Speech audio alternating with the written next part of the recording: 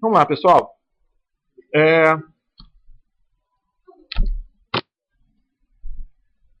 Semana passada, certo? A gente falou sobre números, somas de números decimais, falamos de multiplicação de números decimais. Deixa eu só dar uma passada final sobre, na verdade, a multiplicação em hardware. Deixa eu mostrar esse cara aqui primeiro. Certo? A gente falou bastante sobre o outro mecanismo, fizemos exemplos, mas esse cara aqui específico, esse multiplicador que vocês têm aqui, é o que é chamado de multiplicador rápido. Certo? Se você tem espaço, tem área de circuito para fazer, vale a pena focar num multiplicador desse. A ideia geral é a seguinte: se ao fazer a multiplicação vocês geram 32 fatores, e você sabe quais são esses fatores, você está multiplicando por 0 ou 1 cada um deles, então o que você pode fazer? Você pode simplesmente gerar os 32 fatores e entrar fazendo uma árvore de soma. Você sabe se tem os fatores ou não. Certo? Então é razoavelmente simples quebrar o número e colocar os componentes corretamente aqui nesse lugar. E você vai somando 32 fatores, depois 16, 8, 4, 2, 1.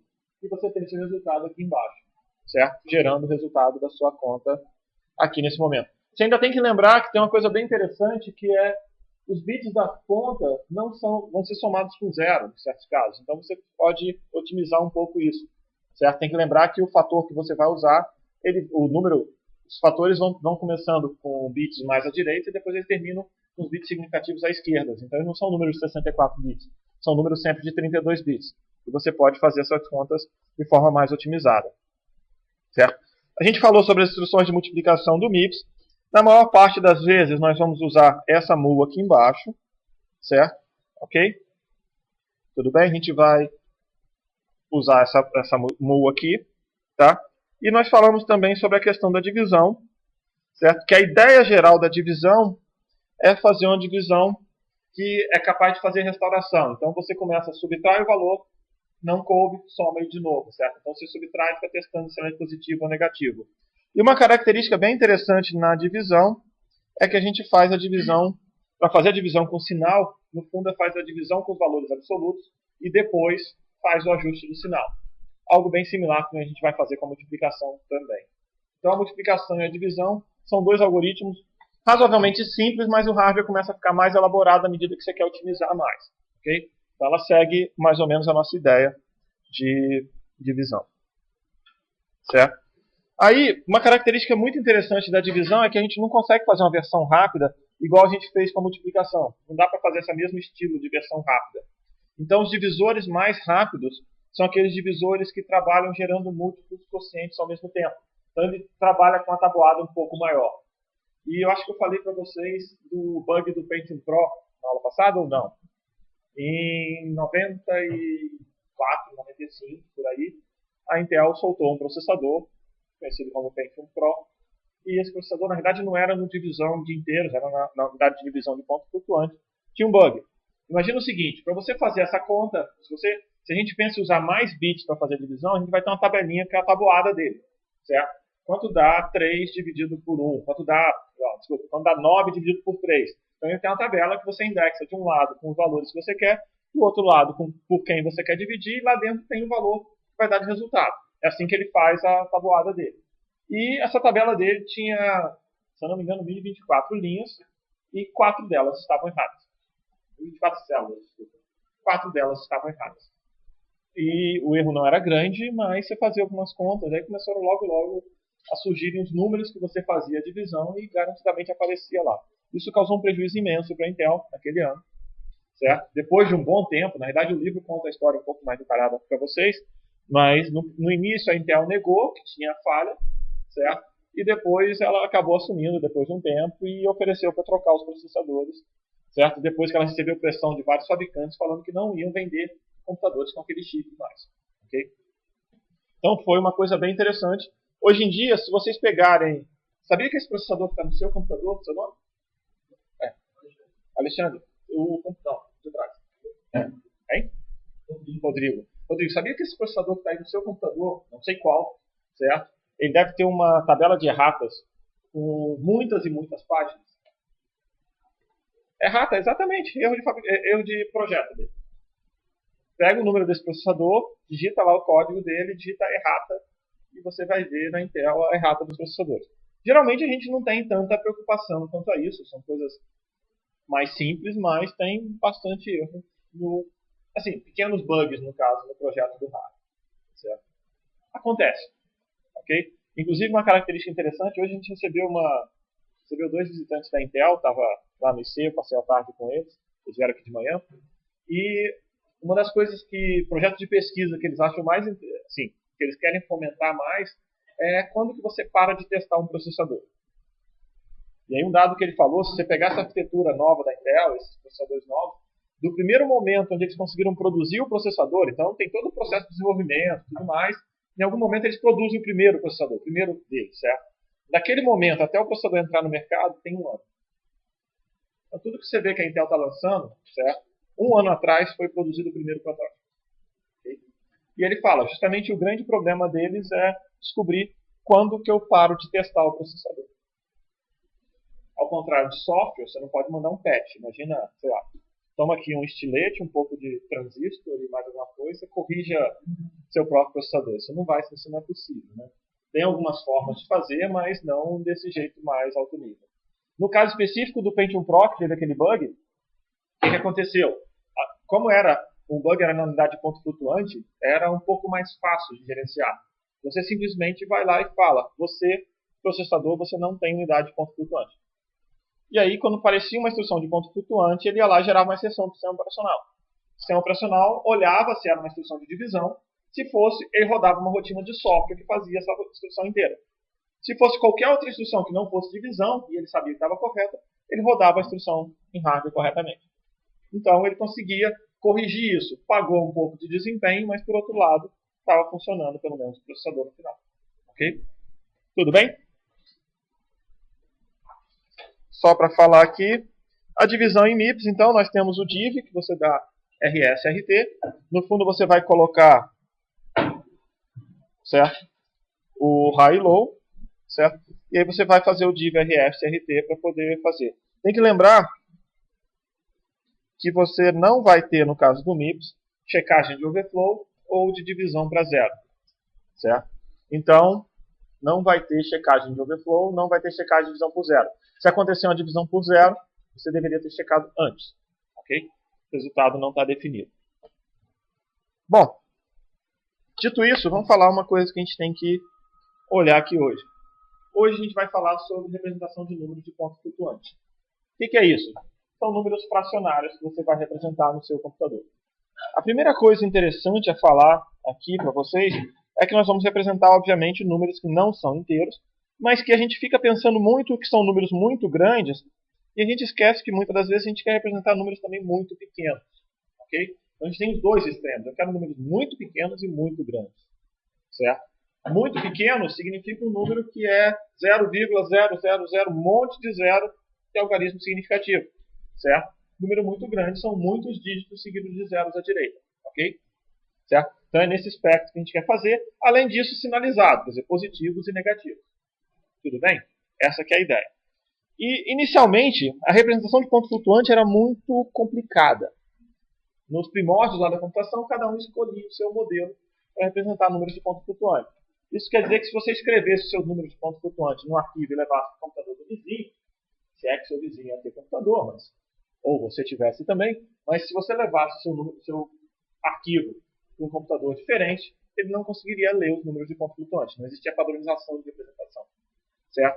E aí surgiu uma padronização chamada padrão I3E 754. A data dela é razoavelmente antiga, mas tem que lembrar que a partir dessa data começaram a trabalhar em computadores que tinham esse padrão. Então o padrão não foi fortemente adotado instantaneamente, gastou-se um tempo e depois começaram a trabalhar nele. Certo? E a ideia geral de representar um número em notação de ponto flutuante é representar números, certo? Que a gente chama de normalizados. E esses números aqui, eles estão sempre na forma notação científica, certo? E a gente vai trabalhar sempre com o número no formato alguma coisa, vírgula, vezes 10 elevado a algo. No fundo, a gente vai trabalhar com um binário. Então, nosso expoente não vai ser 10, certo? e o nosso número da esquerda da vírgula vai ser sempre 1. Certo? A vantagem do binário é exatamente essa. Mas a gente chama esse cara de número normalizado. Então isso aqui é um número normalizado. Eu só tenho um algarismo à esquerda da vírgula. E esse algarismo não é zero. Tudo bem? Certo? Qualquer outra variação a gente chama de números não normalizados. Como esse número está normalizado, e a gente está trabalhando em binário, e esse cara à esquerda da vírgula não é zero, significa que ele vai ser sempre 1. Se ele vai ser sempre 1, nosso número tem sempre esse formato aqui. Mais ou menos 1, vírgula, alguma coisa em binário, na base 2, vezes 2 elevado a um expoente. Certo? E aí nós temos dois tipos de dados em C. O tipo float e o tipo double. Ambos trabalham com essa representação que a gente quer. Bom, só para a gente começar a ter ideia de como são esses números, vamos lá fazer algumas coisas. Bom, a gente sabe qual é o número 5 em binário, não é verdade? Tudo bem? 5 é 1, opa, desculpa. Vou botar ele primeiro na forma correta. 1, 0, 1 primeiro. Tudo bem? Ok? E o número que a gente vai colocar aqui? Vamos botar o número 4, 1, 0, 0. O número 2, 0, 1, 0. O número 1, 0, 0, 1. E depois, se eu colocar 0,5, vai ser o quê?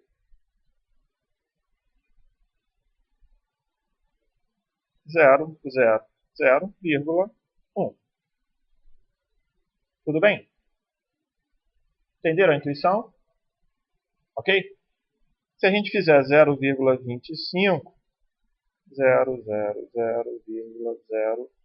Obviamente eu não preciso desses zeros aqui, né? Tudo bem? E a gente tem aqui os nossos números.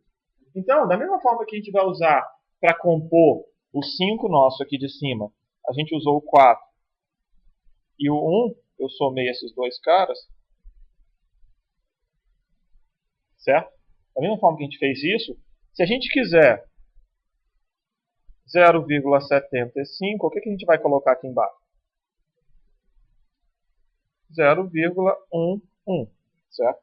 Que a gente vai pegar o 0,5, vai somar com esse aqui e vai montar aqui. Tudo bem? Feito. Certo? Então tá bom, tarefa para vocês. 0,1 em decimal. Quanto dá em binário? 0,1 aí começa o primeiro problema nosso. 0,1 decimal vai dar uma dízima em binário.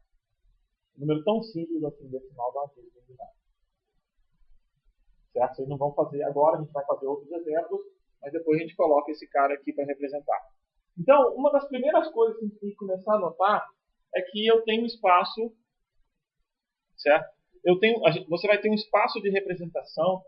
Um número float, ele tem 32 bits, certo? O número float tem 32 bits, representado na representação de ponto flutuante, certo? Que a gente não olhou ainda, mas ele vai estar na representação de ponto flutuante. E você sabe que um float armazena esse número aqui, por exemplo, 0,5. Não é verdade? O inteiro armazena 0,5? Não, né? Então, se a gente fizer esse programa aqui,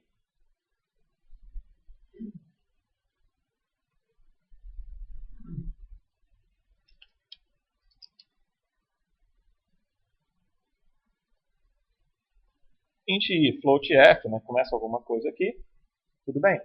A gente pode virar e falar o seguinte: f igual f recebe i, faça alguma coisa, aqui, vamos botar um j aqui para facilitar. E j recebe f,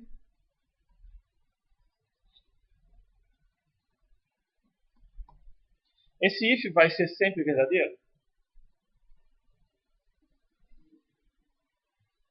O que você acha, Rodrigo?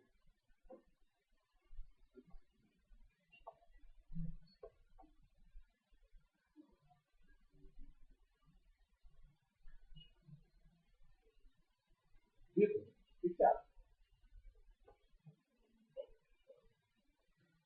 Sim ou não? Vamos lá. Sim, levanta a mão. Depende. Depende? Não, só resposta é sim ou não. É Esse não tem defende. Sim ou não? Quem acha que sim, levanta a mão. Quem acha que não, levanta a mão. Quem não acha, levanta a mão. Ah, tem um monte de gente que não acha. Tem gente que não quer nem levantar a mão. Por quê? O que acontece? A primeira coisa interessante, lembra que eu acabei de falar para vocês? Pensa só na questão de capacidade de representação binária, certo? Um float é um valor de 32 bits, não é verdade? Esse cara aqui, J, também é um valor de 32 bits. Não é verdade? Certo? A gente acabou de falar que esse 0,5 aqui pode ser representado no float. Não é verdade? Então, o float aqui é um conjunto, onde nesse conjunto a gente tem um pontinho aqui que é o 0,5. Esse pontinho está representado no conjunto de inteiros? Não, né? Então, para a gente ter um conjunto de inteiros, a gente tem que ter alguma coisa de junto. Então, tem alguém desse outro lado aqui que está só no inteiro e não vai estar no float. A proporção não está correta aqui, é claro. Certo? Mas, um exemplo, a gente vai chegar nesse exemplo daqui a pouco, mas eu vou te falar um bem claro para você, certo? Se I 2 a 31 menos 1. Esse cara aqui, por exemplo, não está. Tá. E tem um monte parecido com esse. Menos 2, menos 3, menos 4, menos 5. Até menos um monte de coisa. Oi? Não, não são só os grandes. São números com mais de 23 algarismos significativos. São grandes, mas não são... Quer dizer, você pode pegar, por exemplo, 2 elevado a 25, tá. Ele tem só um algarismo significativo, que é um bit lá no campo.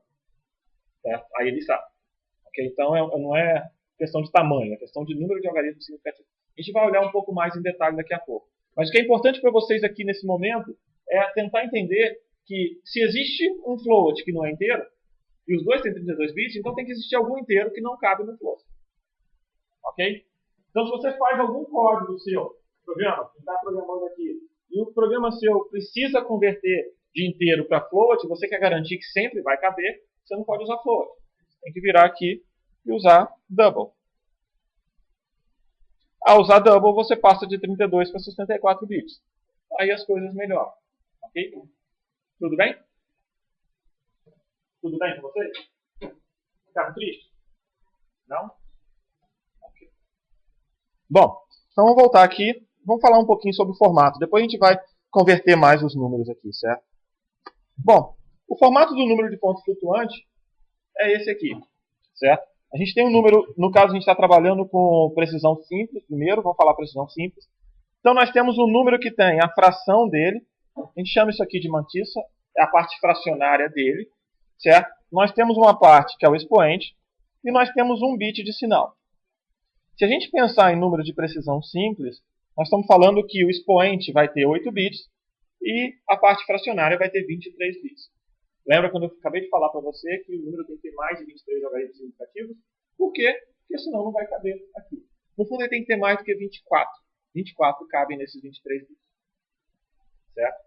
Qual é o truque para fazer caber 24 bits? A gente simplesmente soma 1 nele aqui, na fração. Por que a gente soma 1? Vamos voltar aqui só para a gente... Os nossos números são sempre que a gente chama de normalizados. Então eles têm esse 1 aqui antes da vírgula. Se todos eles têm esse 1 antes da vírgula, o que eu faço com esse 1? Não guardo, certo? A gente já fez isso com 0, 0 do lado direito, lembra? Anteriormente. Então se a gente só tem esse 1 do lado esquerdo aqui, sempre tem um 1, eu não guardo esse 1 e a gente trabalha com ele desse jeito. Ok? Então olha bem, nós temos a representação de precisão simples, 32 bits, precisão dupla, 64 bits, certo? Precisão simples, a gente vai ter um expoente de 8 bits. Como está sinalizado, então a gente vai ter um expoente de 2 elevado a 127 até 2 elevado a menos 127. Okay? Tem os dois extremos ali. Se a gente estiver trabalhando com precisão dupla, certo? O que nós temos? Nós vamos ter, precisão dupla, a gente vai ter 11 bits de expoente, certo? Okay? E se a gente estiver trabalhando com a parte precisão simples, a parte fracionária vai ter 23 bits. Precisão dupla, a parte fracionária vai ter 52 bits.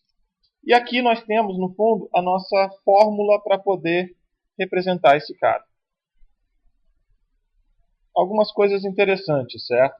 Primeira coisa que eu queria mostrar para vocês, para a gente trabalhar, é justamente essa questão do 1 mais fração, certo? Por que 1 mais fração? Porque a gente quer colocar ele sempre na fórmula 1, vírgula. Então agora sim, a gente vai voltar aqui no nosso exemplo,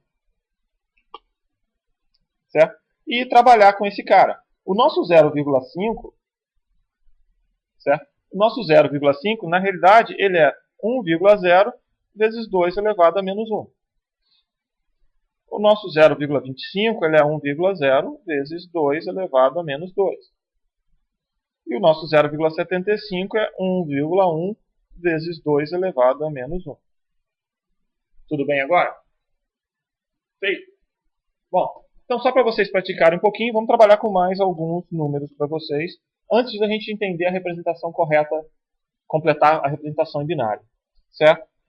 O número inteiro por enquanto, 7. Depois o número 13.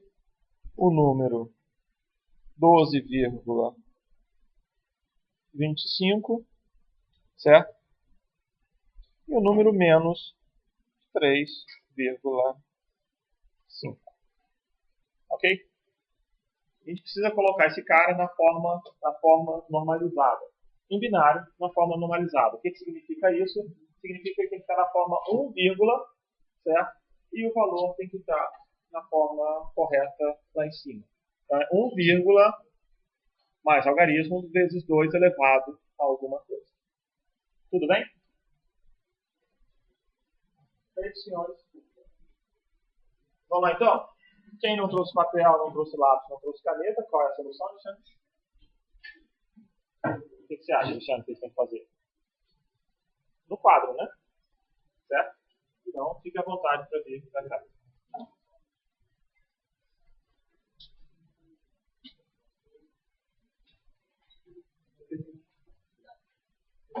Não, não tirou mesmo. Uma nota boa, pode ser também.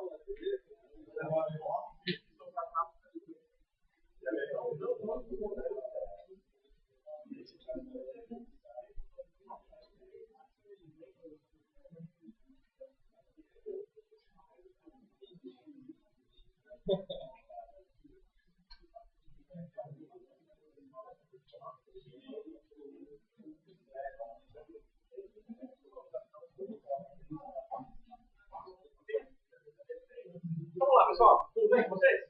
Já sabem tudo de número de pontos flutuante, certo? Quando dá 7, o que a gente faz? 7 é 1, 1, 1, certo? A gente só precisa deslocar a vírgula, certo? Colocá-lo no formato normalizado, certo? O que significa isso? A gente vai precisar de uma vírgula aqui, certo?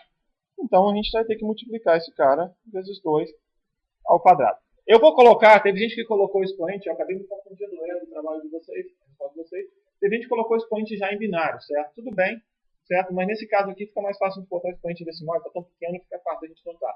Eu achei que o expoente era 10, por exemplo, nesse caso aqui, mas na hora que eu li a resposta de vocês. Bom, 13. 1, 1, 0, 1.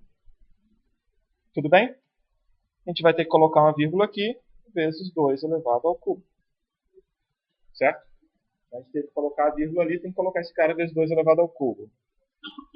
12,25, a forma que eu recomendo para vocês fazerem é escrever o 12, bota a vírgula, certo? E o 25. Aí eu vou ter que deslocar para a esquerda. Ao deslocar o cara para a esquerda, eu vou querer colocá-lo aqui. Então a gente deslocou 1, 2, 3 vezes 2 ao cubo. Certo? Menos 3,5, a gente quer fazer menos, certo? 311,5. É esse cara que a gente quer representar. A gente vai ter que deslocar a vírgula uma vez, então a gente desloca a vírgula vezes 2 elevado a 1. Certo? Ok? E a gente representou todos esses números aqui. Certo? Por que a gente está representando esses caras desse jeito? E por que eu deixei esse espaço aqui nesse canto aqui? Certo? E não botei mais 2 exercícios para vocês. E agora a gente vai tentar colocar esses caras em binário. No fundo, vocês já sabem um dos campos em binário. Se a gente trabalhar com ele em 32 bits, nós vamos tê-lo quebrado em 3 pedaços. Certo?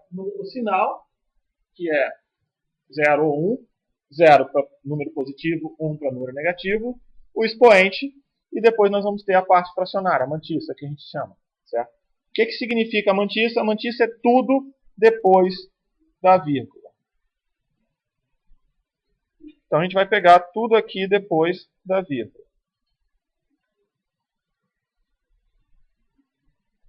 Certo? Então vamos lá. Vamos pegar o 12,25. A gente vai ter 1, 0, 0, 0, 1 e um monte de 0 para a direita. 23 bits. O que acontece? 1, a gente não coloca. Então toda vez que você olhar a notação nesse número de pontos flutuantes, você sabe que aparece 1, lá. Tudo bem? Ok? Sempre começa aqui, do canto esquerdo do número, certo? Muito cuidado, você não vai começar desse canto não. Isso aqui tem um monte de 0 na outra ponta, tá? Essa ponta aqui termina com 0. Certo? Então tem 1, pensa assim, essa barra aqui minha, certo? Essa barra que a gente está fazendo aqui, ela vai ter 1, nela. Então se você botar o número lá do outro lado, está falando 1,0000, um monte de coisa. Então ele começa nesse caso aqui. E aí, se a gente fosse colocar esse cara, ele tem um sinal positivo, então a gente vai colocar 0 aqui. Tudo bem? Se a gente for colocar o menos 3,5, eu vou representá-lo aqui embaixo. Então ele vai ter um bit aqui de expoente, negativo, um bit no caso de sinal negativo, e depois ele vai ter um monte de 0, 0, 0. Esse é o 3,5.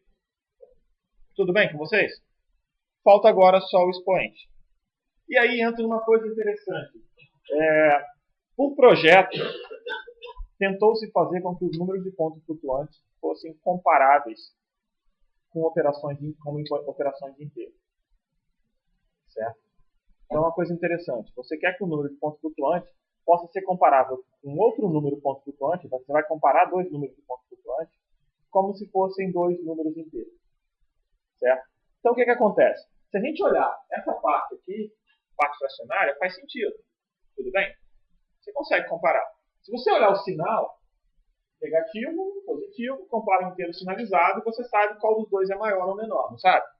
O grande problema está exatamente aqui no expoente. A gente quer que um expoente maior tenha esse campo numericamente maior do que o expoente menor. Então a gente vai pegar aqui o campo de expoente. O campo de expoente do número maior tem que ser numericamente maior que o campo de expoente do número menor. Para fazer isso, a gente tem que representar expoentes tanto positivos quanto negativos. Certo? Isso é outra coisa que a gente vai ter que fazer. Então nós vamos ter que representar, certo? Números positivos e números negativos.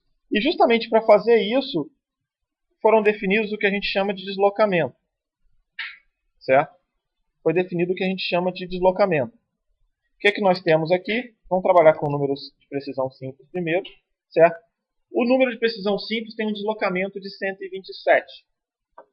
Certo? Então, se você pensar no número negativo, o menor expoente, que é o menos 127, ele vai ser representado como 0 aqui na nossa tabela. O menor expoente, que é o 0, menos 127, ele vai ser representado como 0.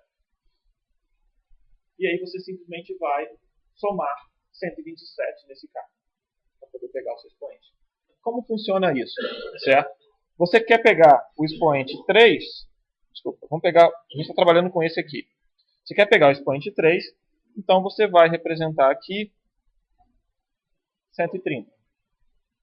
Porque ele está com um deslocamento de 127. Entenderam a essência disso? Por que você quer fazer um deslocamento? Você quer fazer um deslocamento porque senão o número negativo ia aparecer maior do que o número positivo.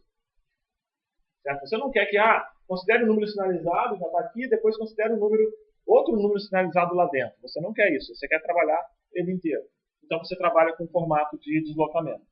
Ao trabalhar com formato de deslocamento, você simplesmente está somando 127 em todo mundo. Ou, subtraindo 127, você já partiu do 130 e quer achar o expoente que você vai colocar lá. Tudo isso para que você não precisasse fazer um comparador de magnitude de pontos flutuantes. A ideia geral é, se você tem um expoente maior, como seu número está sempre normalizado, 1, o expoente maior significa que o número é maior. Certo? Eles estão todos normalizados. Ok? Expoente menor, número é menor. Então a gente normaliza.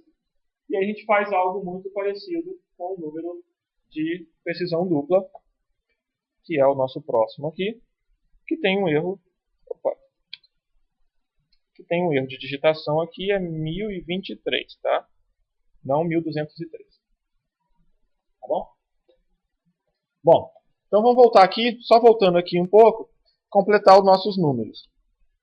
Certo? Então, nosso expoente aqui, 2, ele vai ficar 2 mais 127, então dá 129. Ele vai ser guardado aqui em binário como 129. Tudo bem? O nosso expoente 3 vai ser guardado como 130, certo? O nosso expoente 1 vai ser guardado como 128. Se você tivesse um expoente negativo, você somaria 127 nele e ia pegar o valor correto lá. Tudo bem? Feito, senhores? Dúvidas? Perguntas?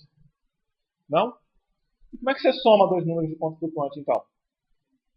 Vamos somar esse 7 com 13. Você vê como é que as nossas contas são sempre simples. Já notaram isso? Já notaram que nossas contas são sempre simples? É uma coisa... Hein? No teste, não foi? Teve gente que botou números com 5 casas decimais no teste. Mas aí é outra história. Eu falei que não ia dar CPI igual a π. Lembra disso? Lembra disso? Não, ninguém colocou π como CPI, mas tentaram. É uma aproximação boa. Bom, vamos lá. 7 mais 13.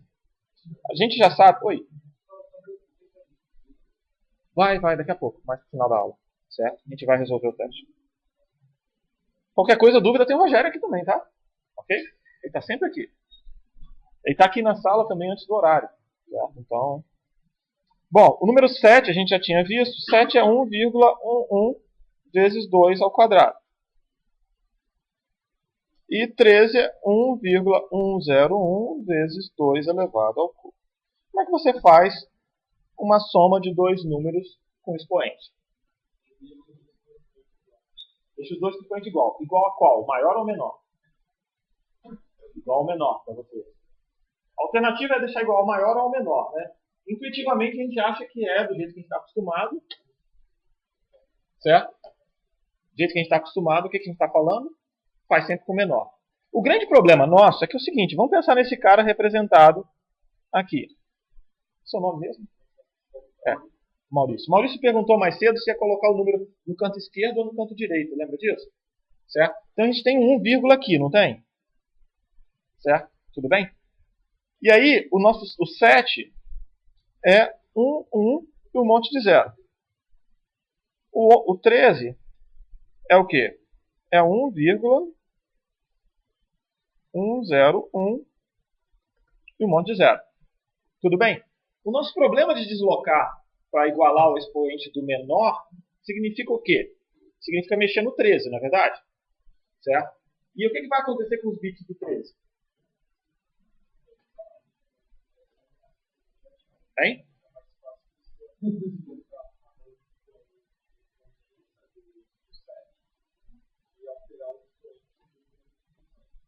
A gente quer botar o mesmo expoente para todos, então no final eles vão ter o mesmo expoente. Mas a gente tem que lembrar que o nosso espaço de armazenamento é isso aqui, né? Se eu fizer um deslocamento para a esquerda, nesse caso aqui, o que vai acontecer com esse primeiro 1 do 13? Vai sumir. Então, você chega numa loja, compra um produto de R$102 e pede para arredondar para 2. Ok? Para ficar isso na cabeça de vocês, certo? Quer dizer, do jeito que a gente faz manualmente, a gente realmente faz isso. A gente arredonda e a gente tenta igualar o expoente ao do menor. Mas aqui a gente tem que fazer o contrário, porque senão a gente vai perder o logaritmo mais significativo.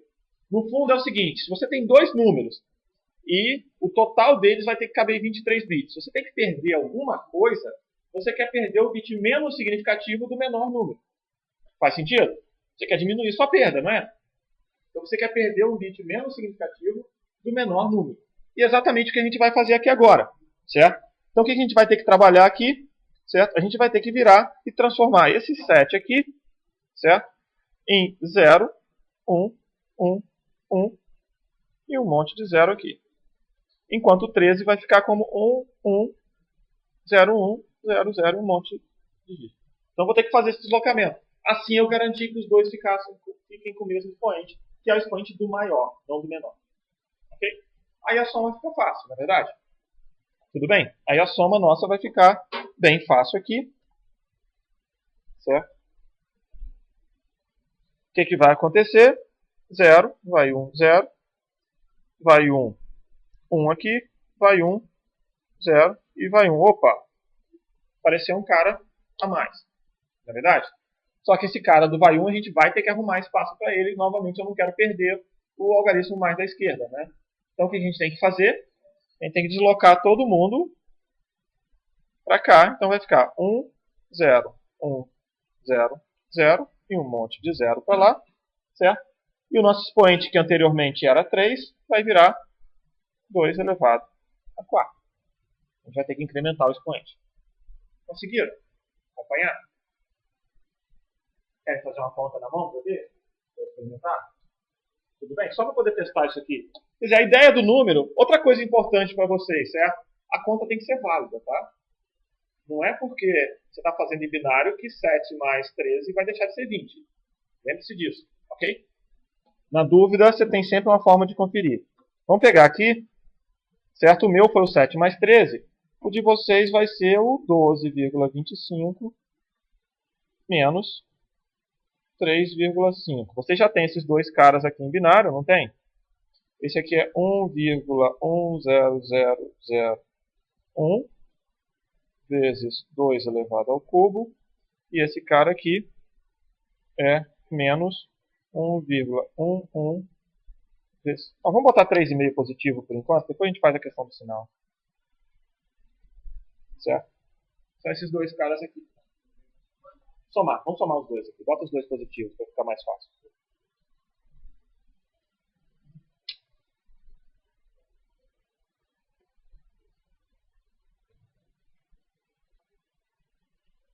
Então você já tem a representação em binário, faça a representação intermediária deles, dos dois no mesmo expoente, certo? E faça a conta.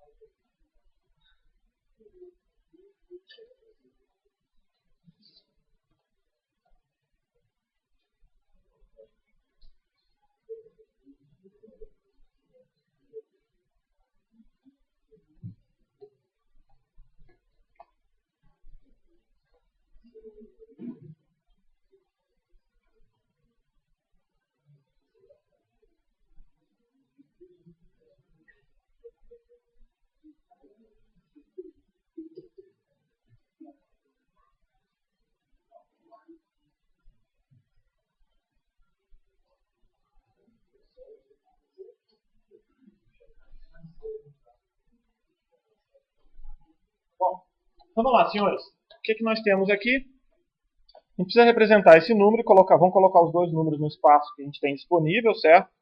Então, no caso 3,5, a gente vai colocar debaixo aqui dele, então eu preciso transformar esse expoente aqui num 3. Para transformar esse expoente num 3, eu tenho que deslocá-lo 2 bits para a direita, certo? Para fazer o deslocamento de 2 bits para a direita, eu vou começar aqui, 0,0, 1, 2, 3 1, 0, vezes 2 elevado ao cubo. Então esse aqui é o nosso 3,5. Tudo bem? Olha que legal.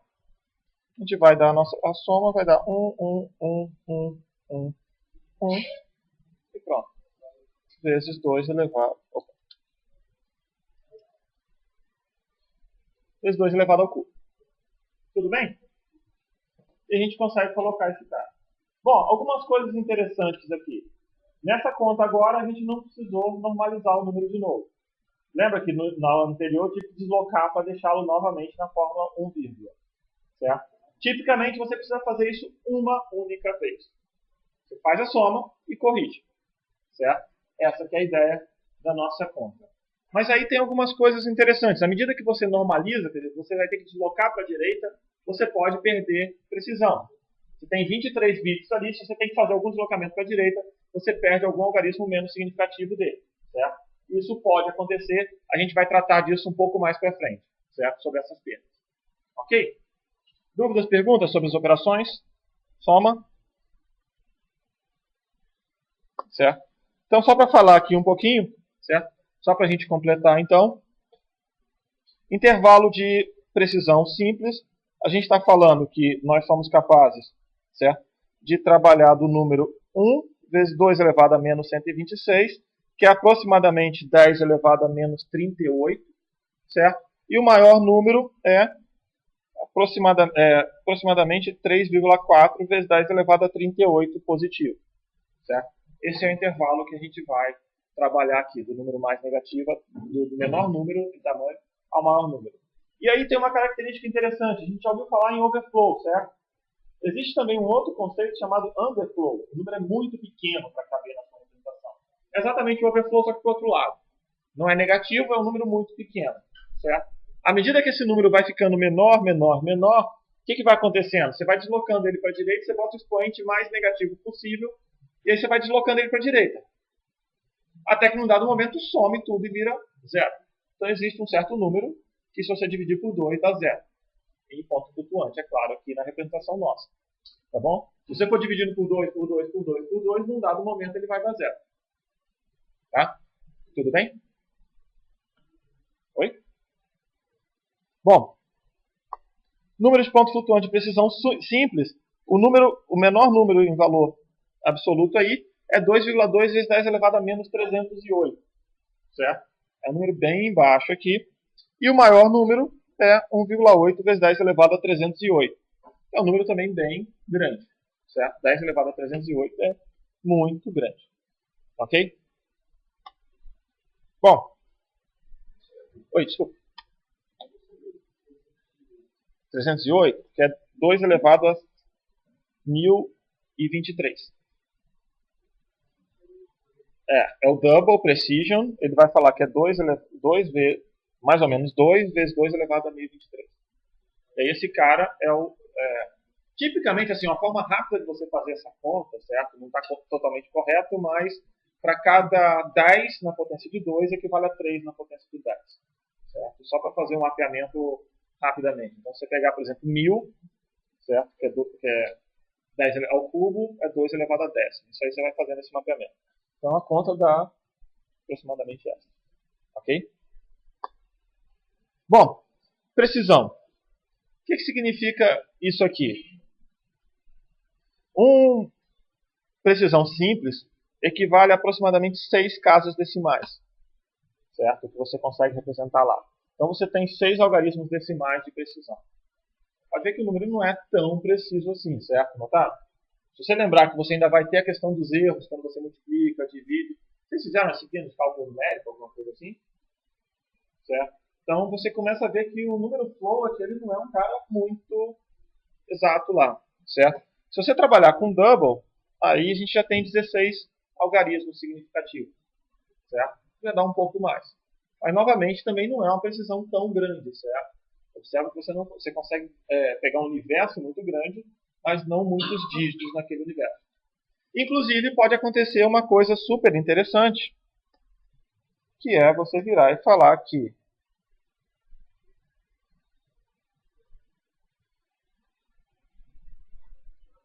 essa conta pode dar zero. Se os dois números forem precisão ponto flutuante, essa conta pode dar zero. Talvez você já tenha visto esse tipo de operação em números de cálculo numérico, mas a ideia geral é que se x for muito alto, x mais 1 vai dar x, porque não vai ter precisão para representar o mais 1. Certo? Basta x ser, sei lá, 2 elevado a 100. Certo? Não precisa nem chegar no 100, você tem 52 algarismos significativos, então 2 elevado a 54. Certo? Aí você já não consegue mais. X mais 1 já vai dar x, menos x, zero. Então você tem que tomar cuidado quando você está trabalhando com números de ponto flutuante, tentando trabalhar e ver a precisão dos seus algarismos até chegar num resultado interessante. Certo? O correto aqui seria você colocar x menos x mais 1. É claro que quem olha uma conta x menos x já corta de uma vez, mas pensa nisso como uma expressão maior e números grandes aqui. Tudo bem? Certo? Outra coisa interessante é que justamente por causa dessa imprecisão, ou justamente por causa dessa falta de bit suficiente para precisão, seu compilador nem sempre vai otimizar um código de ponto flutuante e reordenar as equações para você. Ele pode suspeitar, ou ele vai achar que você colocou nessa ordem de propósito. Certo? Então, as operações por inteiro ele otimiza muito mais do que eu otimizaria as de ponto flutuante. Bom, aqui a gente tem alguns exemplos, certo? Eu já passei os exemplos para vocês, certo? Uma outra coisa que a gente tem que falar são os números que não estão normalizados. Por que o número não estaria normalizado? O número não está normalizado porque ele não conseguiu ter a precisão suficiente. Lembra que eu falei para você? Vai dividindo o número por 2, por 2, por 2, por 2, por 2. Num dado momento não vai caber mais um vírgula. Aí você transforma esse número num número não normalizado e anda com ele para a direita. Certo? Então esse número aqui, ele vai ter... Ele tem o zero aqui. Certo? Tudo bem? Então ele vai ter o zero aqui, 0, vírgula. E aí, o que a gente está fazendo? Certo? Se a gente pensar nisso, a gente vai olhar e vai descobrir que o nosso número 0, na realidade, ele tem que ser representado como um número não normalizado. Afinal, 1, alguma coisa nunca vai dar 0. Não importa o expoente que você multiplique, né? Certo? Então, o nosso próprio 0 é um número não normalizado. Certo? Então, ele é um número não normalizado. Certo? Então, é 0 mais 0 vezes 2 elevado a menos o expoente lá. E esse número vai ser a representação para 0. O grande problema é que em ponto flutuante nós temos mais no zero positivo e o zero negativo. Como é que a gente resolve isso? A gente resolve isso porque o hardware vai ter que fazer a checagem. Dois números são iguais? Se ele for zero positivo e zero negativo, eles vão ter que ser considerados iguais. Certo? Então, números positivos e negativos em ponto flutuante, ou melhor, mais ou menos zero, vai dar exatamente o valor que a gente quer. Além disso, nós temos mais alguns outros componentes interessantes. A gente tem mais alguns outros valores que a gente precisa colocar. Certo? O primeiro deles é colocar o expoente todo em 1. Certo? Se você prestar atenção, o seu expoente ele soma 127. Certo? E você não vai até o nosso 128. guardado lá. A gente fala que vai até 2 elevado a 127. Mais 127 dá 254. A gente não tem expoente 255, certo? O padrão. Eu estou falando do float, certo? Vale equivalente para o double. Então esse cara aqui seria o campo com 255, certo? Esse número é representado como infinito. Certo? Então você pode ter infinito positivo e negativo. A nossa representação de float, lembra mais um exemplo para você, Maurício? Um número que cabe em float não cabe em inteiro, infinito. Certo? Infinito você representa em float, é mais um pontinho daquele, certo? E você não representa como inteiro. Certo? Você tem a versão positiva e a versão negativa dele. Certo? Agora, se você tiver um expoente completo igual a 255, certo? E a fração diferente de zero, ela está representando o que a gente chama de nota number, um número que não é um número. Certo? Tenta dividir por zero, vai dar not a number. Tenta tirar uma raiz quadrada de um número negativo, vai dar not a number. Certo? Então você tem uma representação de not a number. Certo? O que acontece? O infinito pode ser usado em contas e vai evitar que aconteça, no caso, checagem de overflow posteriormente. Você já somou o infinito com mais alguma coisa, vai dar infinito. Certo? Você não sai dele, você faz operações com ele e vai trabalhar com o infinito o tempo todo. Agora, o not a number, ele vai indicar que o resultado é ilegal ou não definido. Certo? Então, se você usar nas contas posteriormente, not a number, qualquer operação com qualquer número, vai dar not a number. Certo? Então, ele vai representar desse jeito. Então, são duas representações especiais que a gente usa para fazer nossas contas ou para fazer algo mais elaborado para a gente. Ok? Tudo bem? Dúvidas, perguntas, pessoal?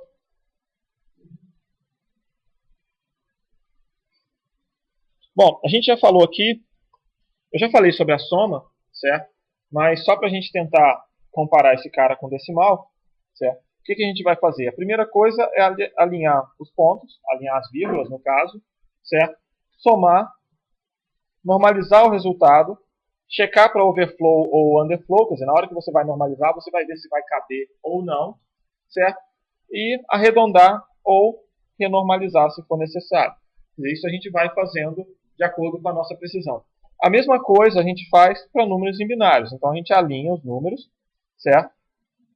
Soma a parte significativa dele, normaliza o resultado e verifica para overflow ou underflow, arredonda e renormaliza se for necessário. Certo? Então é isso que a gente vai fazer de conta nossa aqui. Ok? Tudo bem? Dúvidas? O que vocês queriam saber mais sobre o número de pontos flutuantes? O que vem agora? Hein? Oi?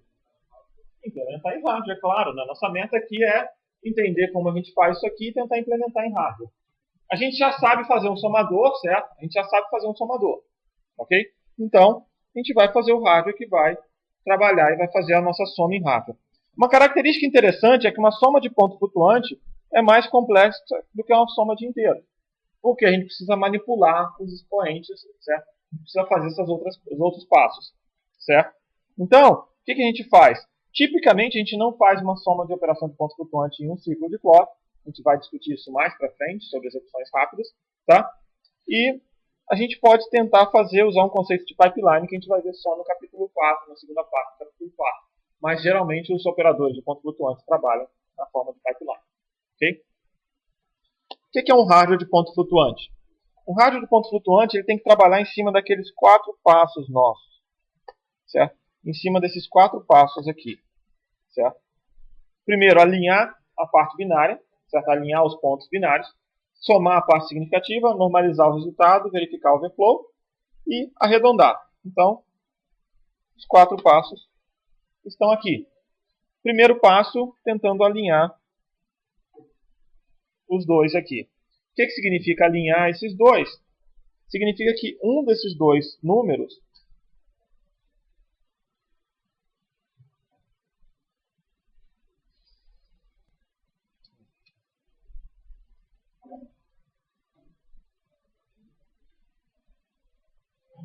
certo? Significa que um desses dois números vai ter que ser deslocado. Certo? Ou às vezes nenhum. Se os dois tiverem exatamente o mesmo point, eles não precisam ser deslocados. Para descobrir isso, o que a gente faz é pegar os dois expoentes certo? E tentar calcular a diferença dos dois expoentes. Então a primeira coisa que você faz é calcular a diferença entre os dois expoentes. Se for necessário, do jeito que está organizado aqui, observa que nós temos um deslocador para a direita, somente um deles, está vendo? Ok? A gente só tem um deslocador para a direita e ele está falando que é o número da esquerda que vai ser deslocado. Então o que acontece é que nós temos uma LU aqui, que calcula a diferença, e nós temos dois multiplexadores. Então a gente troca a ordem dos dois números, certo? Se eu quero somar A mais B, mais um deles é o menor, eu vou somar B mais A para poder fazer a garantia. Ok? Então a gente vai botar o menor número como o primeiro, como da esquerda aqui. Simplesmente para poder economizar o barra de deslocamento, que é esse laranja. Certo? Ao invés de colocar dois deslocadores ali, e descobrir quem é o menor e deslocar só o menor, o que a gente faz é que a gente troca a ordem dos dois e usa um deslocador só. Certo? Então o menor vai ficar sempre na esquerda no primeiro momento. Aí a gente faz esse deslocamento, pronto, resolvido o problema. Ok? Já fiz o alinhamento correto. O próximo passo é fazer uma soma. Certo? A gente faz a soma dos dois aqui. Tudo bem? E aí a gente vai precisar checar questões do expoente. Só para relembrar aqui, o que nós temos aqui do expoente? O expoente também, certo? O expoente também vai passar aqui. Então você já vai escolher o maior expoente já de uma vez. Você já sabe que um dos dois é o maior, então o maior expoente já passa aqui, certo? Então a gente vai detectar o maior expoente, mas a gente ainda tem um outro problema. O nosso resultado pode ser que ele não caiba, pode ter dado algum overflow nesse momento. Então a gente vai ter que manipular o expoente, certo? Então a gente vai ter que manipular o expoente, que é a próxima coisa aqui. Pode ser necessário para ajustar o expoente, certo? Se a gente tiver que ajustar o expoente, a gente vai ter que fazer algum deslocamento para ajustar o número. E aí pronto, a gente começa a montar o nosso componente. Uma coisa que aparece aqui embaixo e que a gente não viu até agora é um hardware de arredondamento. O que acontece? Você vai deslocando muito para a direita, os bits que sobram lá, você pode querer fazer algum tipo de arredondamento nele. Certo? Então vai ter um hardware para arredondamento também. Então, em linhas gerais, o que a gente faz? A gente segue exatamente os mesmos passos. Primeiro grupo aqui, certo? Primeiro grupo aqui é colocar os dois números no mesmo expoente. É a primeira coisa que a gente faz, exatamente o que vocês fizeram no caderno de vocês, certo? O próximo passo é fazer a conta propriamente dita. Então a gente vai fazer a conta corretamente, certo? Logo depois, o que a gente vai fazer? A gente vai tentar normalizar o número. Só que por normalizar o número, do jeito que está aqui, a gente sabe que normalizar significa deslocar o cara para a direita, certo? Nesse momento. Porque eu estou somando dois números positivos, o que vai acontecer? Ele pode ganhar mais um algarismo no canto esquerdo que eu vou ter que deslocar para a direita. Foi o que aconteceu no nosso primeiro exemplo, certo? Então, se você fez esse deslocamento, certo? E deslocou para a direita, o que vai acontecer? Pode acontecer, ou seja, você pode ter um problema de perder algum algarismo lá no canto direito, certo? Okay? Então, toda vez que você normaliza, você pode precisar arredondar, certo? Agora tem o seguinte, imagina que você tem um monte de 1, certo? Tudo 1, de ponta a ponta. Você arredonda, o que acontece com o último 1? Vai ser, se for arredondado para cima, você vai somando um monte de 1s aqui e vai fazer o que com o seu número? E lá no canto esquerdo vai aparecer o que? Um novo 1 no final.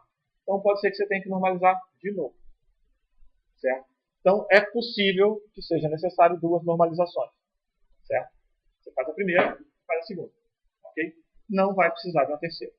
Essa ideia simples nossa aqui, você não vai precisar de uma terceira normalização, certo? Porque você já trouxe o overflow todo para cá, então você não precisa mais da terceira normalização.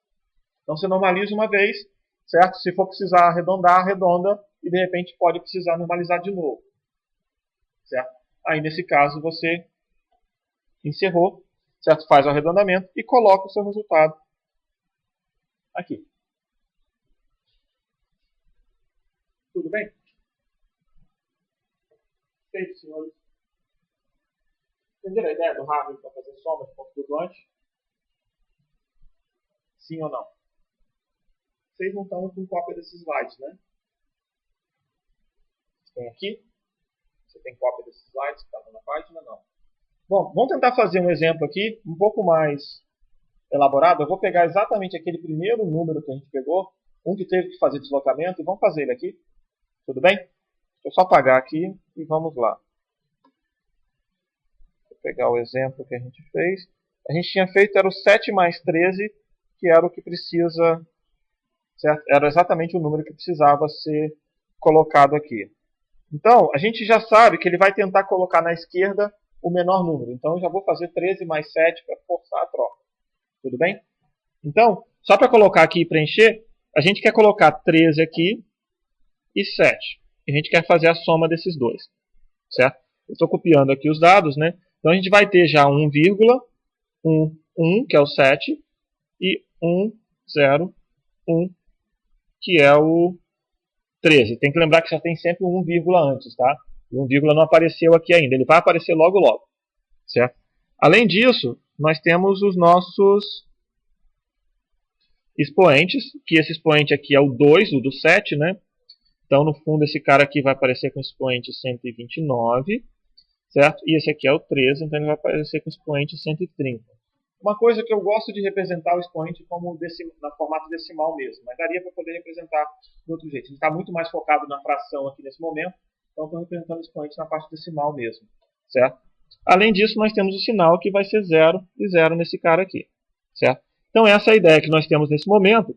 A primeira coisa que vai acontecer é tentar fazer essa conta, certo? Uma LU pequena que vai fazer a subtração dos dois expoentes. Certo? Então ela vai fazer o seguinte, ela vai pegar o 130 e vai subtrair do 129 e vai dar a resposta 1. Certo? Com base nessa resposta, 1, certo? Que vai vir para cá, certo? O controle vai mandar inverter a ordem dos nossos bits. Certo?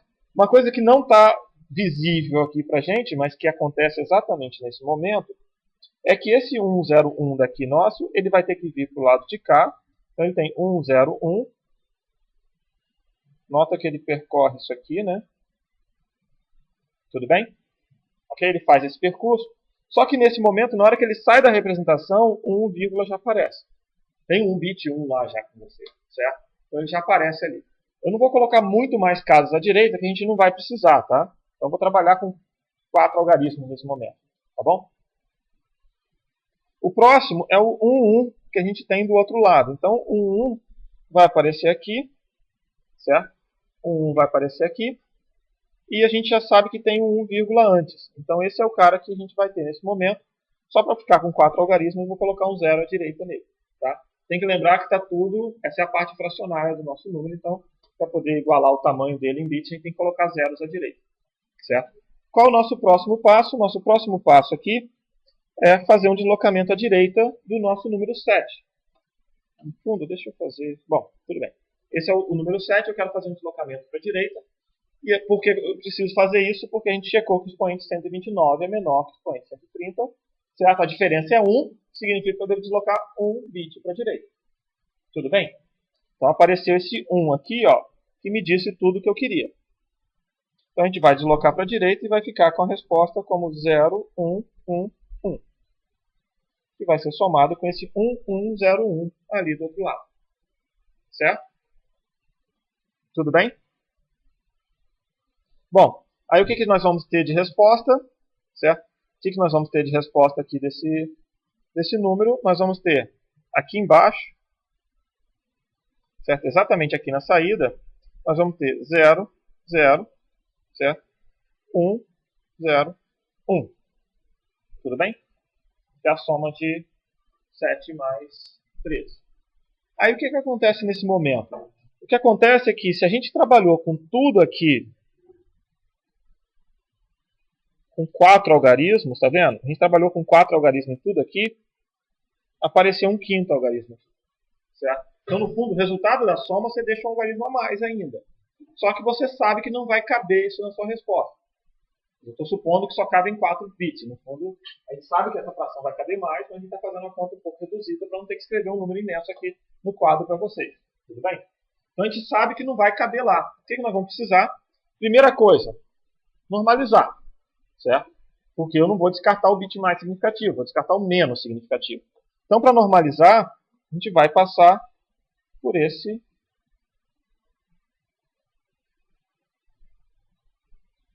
hardware aqui, certo? Então, a gente vai passar por esse hardware aqui, que vai fazer um deslocamento para a esquerda ou para a direita, de acordo com o que for preciso. Observa que se fosse só subtração, poderia ter só um bitzinho lá no canto, que eu teria que deslocar para a esquerda, certo? A gente não está anotando aqui explicitamente esse bit mudando, porque eu só estou anotando os bits mais significativos. Mas em linhas gerais, a gente teria, certo? 1, 0, 1, 0, 0, aqui, certo? A gente teria exatamente o mesmo resultado, só que deslocado para a direita. Se a gente considerar que existe um bit aqui que vai morrer, certo? A gente coloca ele como 0 aqui no campo, certo? Depois que a gente fez isso, nós somos obrigados a arredondar. Só que arredondar aqui a gente não vai ter muito problema, porque eu posso descartar esse bit e posso descartar esse bit. Ou melhor, agora eu só vou descartar um desses dois bits, que é o que eu apaguei. Certo? Esse bit aqui era só para a gente mostrar que a gente fez um deslocamento para a direita. Com isso, nós temos o valor necessário. O hardware de arredondamento já fez a tarefa dele. Certo? E a gente é capaz de colocar isso aqui. 0, 1, 0. No fundo apareceriam mais bits zeros. E pronto. Lembrando que 1, está lá naquele campo. A gente não teve que passar mais um ciclo. A gente arredondou, a gente normalizou, não precisou arredondar, então a gente conseguiu resolver o nosso problema por aqui. Tudo bem? Dúvidas, perguntas, senhores?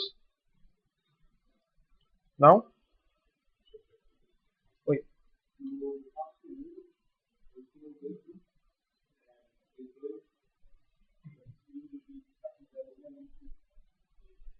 Sei. Isso, exatamente. Você fornece o mesmo valor ali, certo? Oposto. Desculpa, não entendi. Ah, sim, mas são dois sinais de controle, né? São dois, né? Tá vendo? Tem um sinal de controle aqui em laranja e tem outro em azul. Então basta você botar um como 0, outro como 1. Intuitivamente eu gostaria de colocar os sinais opostos para pensar do jeito que você está falando.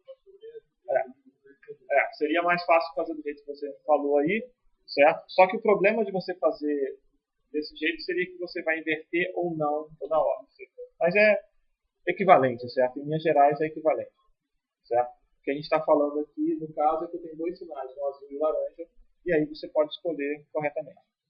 Tá? Tudo bem? Oi.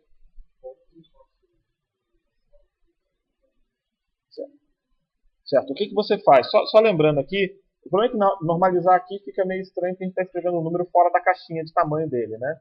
Certo? Deixa eu te mostrar. Aqui. Lembra que a gente chegou a fazer essa conta exatamente na mão, certo? A gente chegou a fazer essa conta na mão, que a gente fez exatamente aqui embaixo, certo? Então o que aconteceu? Nós temos os dois números, certo? Nós temos os dois números aqui, o 7 e o 13, tá? 7 e o 13. E a gente colocou o 7 e o 13 aqui, certo? Então nós temos o 7 e o 13 exatamente aqui. E na hora de fazer a conta com os dígitos, observe que aqui eu já fiz o deslocamento correto para eles igualarem os expoentes, certo? Na hora de fazer essa conta, observa que teve um vai 1 aqui, né? Certo? E esse vai 1 não cabe. É aí que está o ponto. Lá não fica muito claro para a gente usar na notação, porque simplesmente eu estou desenhando os números soltos, né? Mas aqui você poderia, aqui eu acho que fica mais fácil, eu poderia fazer isso para você aqui, ó. Esse é o espaço que nós temos para colocar. Então não vai caber. O que você vai ter que fazer? Um deslocamento para a direita. Então essa é a normalização.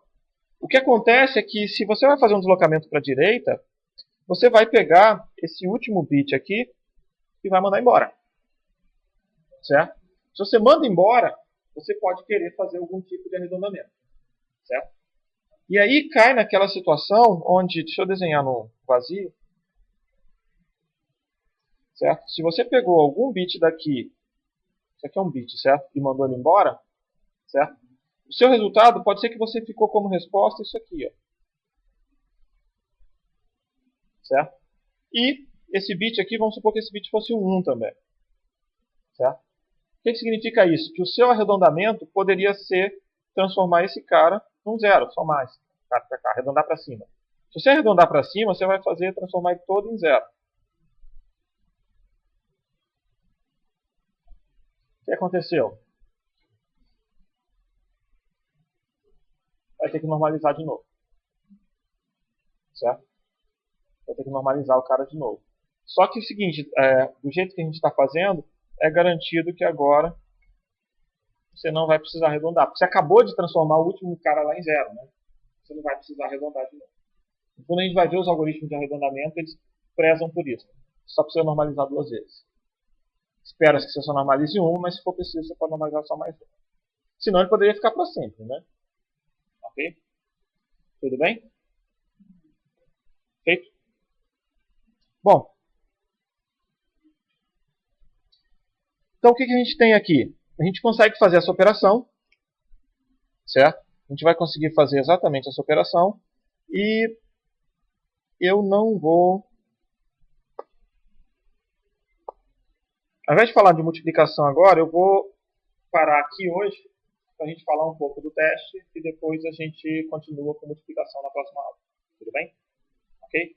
Oi? Oi? 1,1. Certo. Eu vou falar mais na frente alguns números, alguns casos mais gerais. Ok? Tudo bem? Na verdade, o 0,1, qualquer coisa com 0,1 no decimal, esse cara... eles vão dar números muito grandes. É isso que vai acontecer. E no fundo você tem 6 casas, como se fossem 6 algarismos decimais ou 23 bits para tentar representar o melhor possível dele. Mas você não vai ter esse cara perfeito. A ideia... Geralmente, você vai ver que a gente vai fazer muita conta com 0,25, certo? 0,125 e não vai chegar muito mais do que isso não, zero, ok? Nossa conta a gente vai ficar com poucos algarismos à direita, por isso que a gente também não vai muito para lá, porque eles ficam realmente 1 sobre 2 elevado a n, isso é bem complicado, ok? Tudo bem? Bom, senhores, antes de eu entregar o teste para vocês, deixa eu fazer o seguinte, eu quero... Nossa, o que foi, gente? Tá triste? Bom, o que a gente tem aqui? Um condomínio meu para pagar. Não. Vamos lá. Certo. Deixa eu tentar dar uma ideia geral para vocês, certo? Eu tenho um gabarito aqui também, certo? Mas vamos tentar dar uma noção da resposta para vocês, certo? Tem 3 questões, né? 3 perguntas para vocês. Foi uma falha minha, geralmente eu coloco letras ou números nas questões, certo? Eu não gosto de botar bolotinha não, porque isso... É engraçado que isso confunde algumas pessoas e confunde até na hora de olhar a resposta, certo? Então eu costumo colocar letras direitinho para facilitar. Uma falha de edição. Em termos do tamanho do texto, é assim. Eu acho que você vai ver que muitas das questões de arquitetura você tem que dar detalhes para as pessoas e para dar detalhes gasta-se muito espaço, certo? Então a minha recomendação para vocês é que ao ler uma questão como essa, tente montar uma tabela, tente marcar os resultados. Vários de vocês fizeram isso, certo? Há uma relação entre as pessoas que marcaram os valores lá no enunciado e as melhores notas, mas não dá para vocês melhorarem e tentarem trabalhar com isso mais para frente.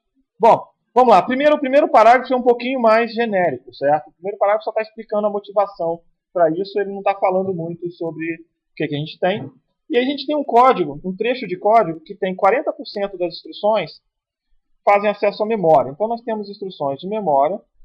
Só estou copiando aqui para ficar mais fácil para a gente depois, certo?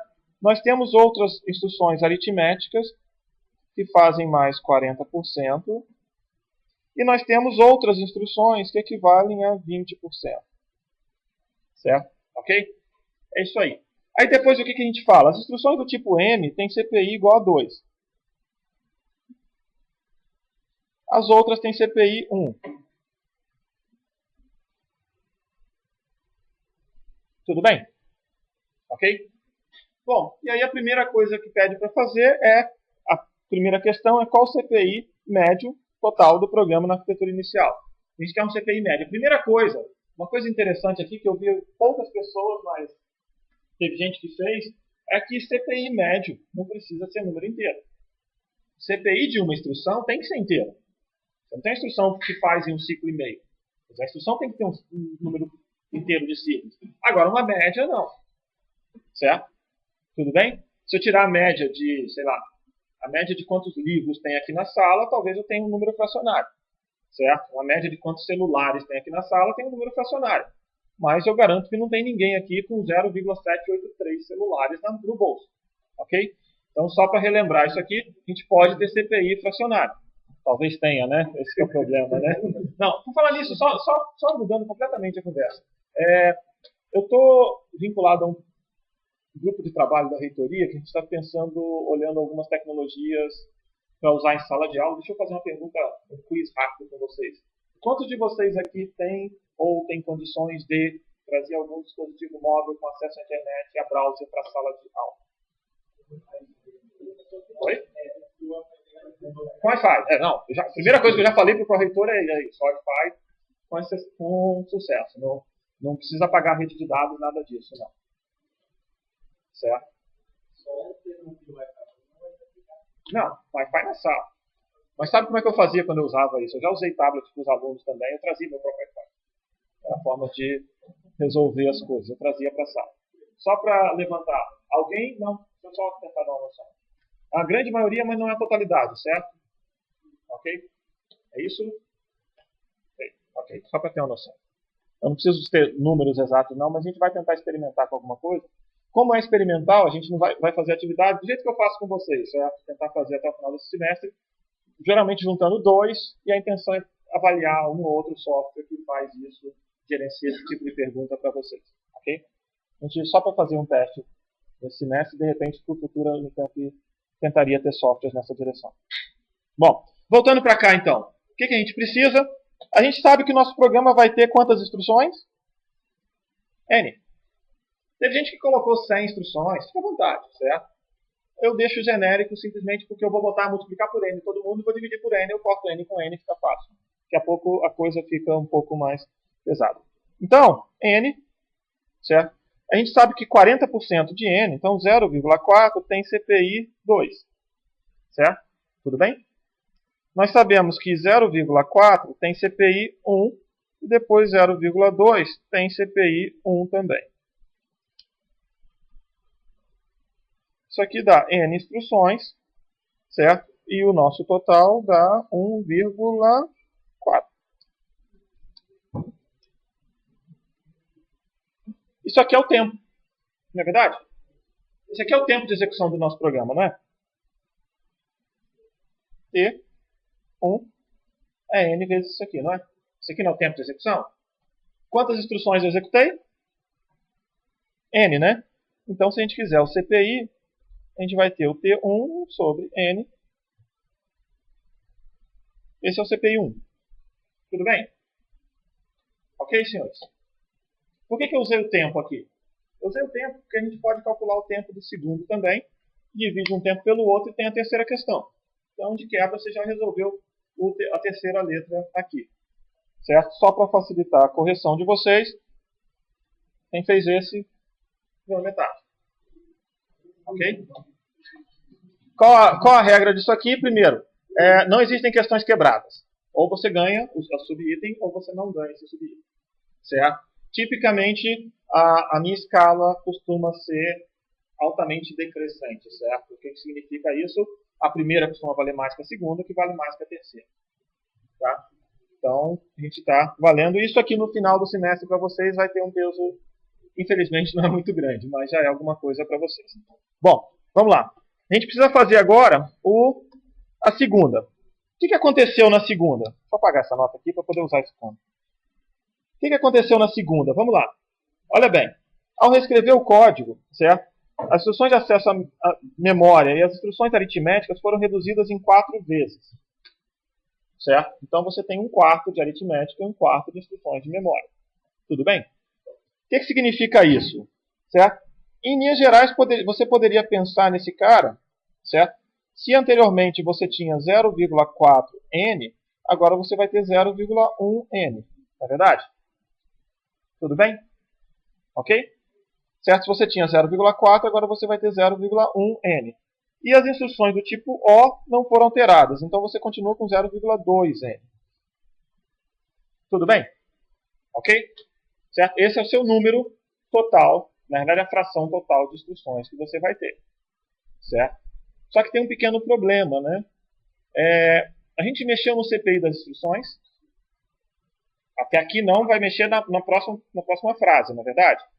O que a gente vai fazer aqui? Olha, o tempo total gasto executando todas as instruções de acesso à memória foi reduzido pela metade. O que aconteceu com as minhas instruções de acesso à memória anteriores? Antigamente elas tinham CPI 2. O que eu fiz com elas? Certo? O que a gente fez com elas? Eu tinha CPI 2. Qual o número de instruções nossos que nós tínhamos? Qual o número de instruções de acesso à memória que nós tínhamos anteriormente? 40%. Certo? 0,4N. O que a gente fez? A gente reduziu por 4 números. Não é verdade? E elas foram reduzidas somente pela metade.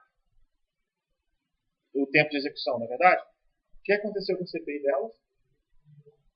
Dobrou, né? Notou? Certo? Eu reduzi em 4 vezes o número de instruções, mas o tempo total que eu gastei em instruções de memória, a gente só gastou metade. Bom, dá para caminhar com isso intuitivamente nessa direção, certo? Então dá para a gente notar que as instruções de memória, certo? Elas tiveram um CPI dobrado. E aí a gente poderia fazer a conta igual a gente fez no primeiro enunciado, certo? E tentar trabalhar. Eu não vou fazer nessa direção. O que eu vou fazer? Eu vou calcular o tempo total do programa de novo. Tudo bem?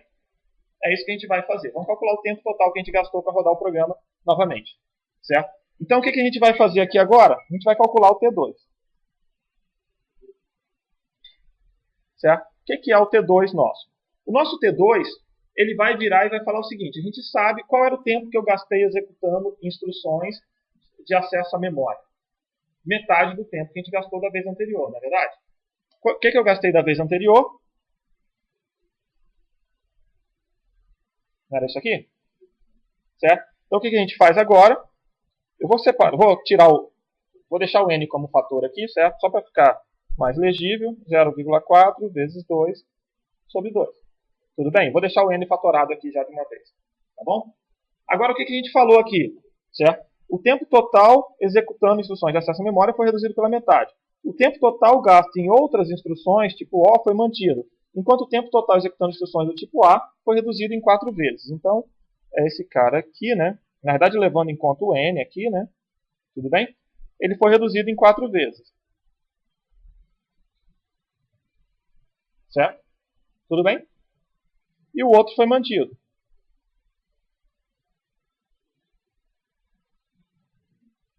Certo? Esse aqui é o nosso tempo novo. O que dá esse tempo novo?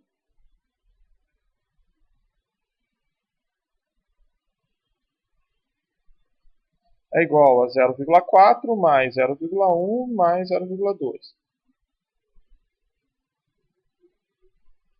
0,7n. Poxa, mas calma aí. A primeira coisa importante a se olhar aqui é que o número de instruções diminuiu. Então, na verdade, a gente só está usando a escala do exercício anterior. Certo? Ok? O tempo total é menor porque a gente fez alguma coisa que melhoraria o desempenho. Certo? A gente diminuiu o número de instruções, então já está embutido aqui o número de instruções. E é exatamente isso que a gente tem que levar em conta na hora de calcular o CPI. Certo? Quantas instruções nós tivemos? Nós tivemos exatamente esse cara aqui, né? Não é verdade? É isso aqui que a gente teve de instruções?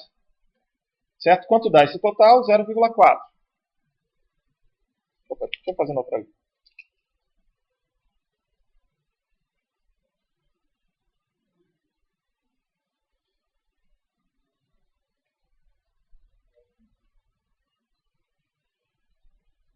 Ok? Então, qual foi o caminho que eu escolhi aqui? Certo? Eu escolhi o caminho de calcular o tempo primeiro. Certo? Você poderia chegar exatamente nesse mesmo valor fazendo aquela questão intuitiva. O que aconteceu? As instruções de acesso à memória tiveram CPI dobrado, 4, certo? As instruções de soma e de subtração não tiveram CPIs alterados. Se você multiplicar pela nova fração de instrução, você vai chegar exatamente a esse CPI aqui. Certo? Mas uma coisa bem importante que tem que chamar a atenção de vocês é que, em momento algum, a gente teve uma instrução que gastasse menos de um ciclo. Foi isso? Então, CPI abaixo de 1 não podia acontecer. Existe, não nesse exercício. Dá para ter, não nesse exercício. Inclusive, tem uma coisa muito interessante que a gente troca a sigla, tá? CPI é ciclos por instrução. Quando o número é abaixo de 1, a gente muda para IPC, instruções por ciclo. Então, o nosso número é sempre maior que 1 porque senão a gente vai trocar a sigla, certo? Ok? Então, a resposta da B é essa. E a resposta da C é a gente pegar o nosso tempo, certo? Nós temos n vezes 1,4 e 0,7n, certo? Então a gente tem 1,4n sobre 0,7n, que é igual a 2. Ixi, eu já estou. É igual a 2. Ok? Então, a letra A, 5, a letra B, 3, a letra C, 2. Ok? Feito, senhores. Quem tiver dúvida, a gente pode olhar aqui. Eu vou entregar e eu preciso que vocês me devolvam isso aqui. Como é que eu faço? Qual a minha tática para garantir que vocês devolvam? As notas só vão para a página das pessoas que me devolverem. Então,